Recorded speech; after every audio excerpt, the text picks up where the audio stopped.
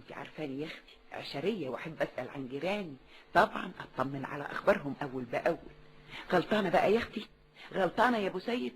لا يا بمبة، ما انتش غلطانه، ده الواجب وده الاصول. امال الوليه اللي تنقرص في نن عينها اللي اسمها عنايات دي ملويه ومقموصه مني ليه بقى؟ اللي بتسالي عنها يا بمبة؟ ايوه يا ابو سيد.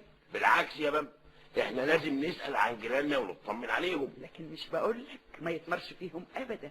قال يا اخويا الوليه تقعد تزعق لي وتهلل في وسط الحته وتلم عليا اللي يسوى واللي ما يسواش. غريبه، معقوله دي يا بمبة؟ وحياتك ده حصل يا ابو سيد. لا بقى الحكايه لازم فيها لازم فيها احكي لي، تحكي لي حصل ايه بالتفصيل. هحكي لك يا ابو سيد. ايوه احكي لي. من قيمه يومين قابلت البت حلويات اللي بتشتغل عند الست عنايات، رحت نبهى عليها.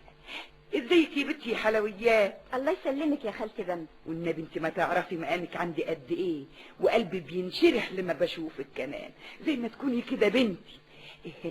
قولي لي يا حلويات، انت رايحه فين يا اختي؟ نازله السوق يا خالتي بمبة. حلوه قوي، نازله تشتري الخضار لاستعنايات مش كده يا حلويات؟ ايوه يا خالتي بمبة. هتطبخوا ايه بقى النهارده؟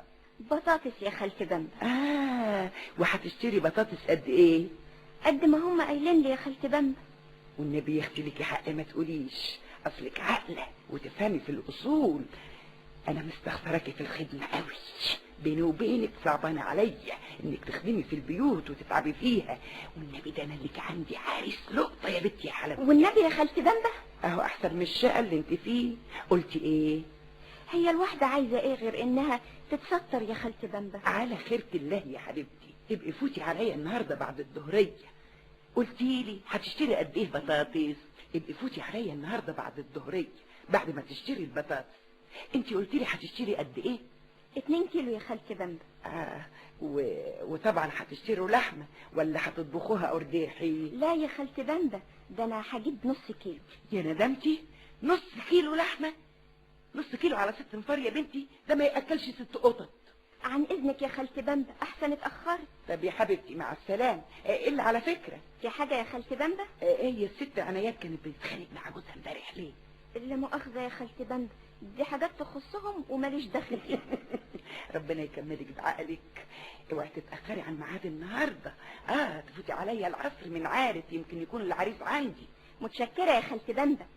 واتاري يا اختي انا كنت قاعده اتكلم انا والبت تحت الشباك اللي بتنقرص في نن عينها ام اسماعيل، وانا مش واخده بالي، وابص الاقي ابنها الصغير، قلت اساله عن امه واطمن عليها. رحت نادها عليه وقلت له انت ما تعرفش غاوتك عندي قد ايه، لما بشوفك قلبي بينشرح، وحياتك ولا ليك عليا يمين. انت غلاوتك عندي ما تتقدرش، زي ما تكون ابني تمام. الا قول لي يا حبيبي، وانا لسه اختي هسمع كلام الولد ولا ايدك الوليه ام اسماعيل طلع من الشباك وبتصرخ على ابنها وبتقول له انت يا واد يا اسماعيل اطلع يا واد، مالكش دعوه بالست دي، لقطع رقبتك. الله الله الله الله، ايه اللي بتعمليه ده يا ام اسماعيل؟